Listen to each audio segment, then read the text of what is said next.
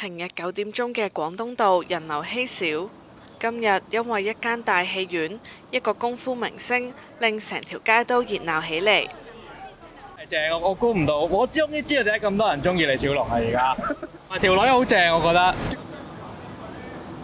有56年歷史嘅海運戲院，佢嘅最後一夜用3場盲盒經典場落幕。夜晚播《猛龍過江》《唐山大兄》，成條街都講緊李小龍。戲院員工不斷換燈箱、劇照，戲迷興奮又感慨。點解對海運情有獨鍾啊？因為佢個戲院又夠大，同埋好似以前咁有堂座同樓座咯，係啊，即係而家冇呢啲戲院㗎啦。我覺得有海運大廈就應該有海運戲院咯，係咯，就即係相連咧。而家好似冇咗個內臟咁咯。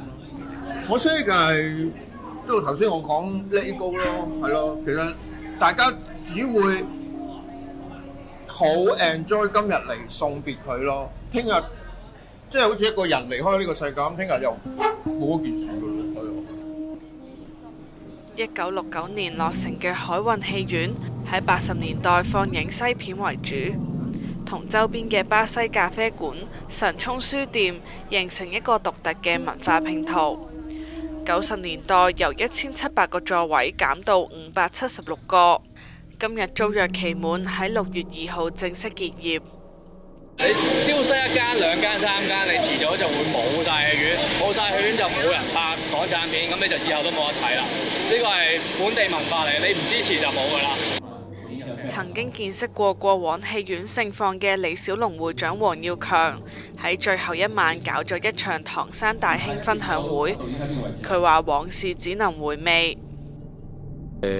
戲院細或者戲院結業呢個係個時代嘅變遷，即係亦都好難，即係敵過呢個歷史洪流。即係始終個環境大環境係真係改變咗。另一個講者陳會毅導演就話：喺戲院嘅最後一日，睇返半個世紀之前有份拍嘅《唐山大兄》，覺得人生好似發咗場夢。佢話海運戲院就係時代嘅見證者。唉，慘啊！而家啲電影越嚟冇人睇啦，已經慘啦。你翻國內啲大戲院都冇人睇戲，即係你冇辦法啦。即係嗰個過程係咁樣，而家電影嘅過程係咁樣，你人哋就睇唔嚟咁點啫？你唔可以揾支槍指住啲觀眾嚟睇戲噶嘛？有電影業界形容，而家係香港電影嘅冰河期。喺2020年開始，至少27間戲院結業。自傳媒實習記者陳呢報導。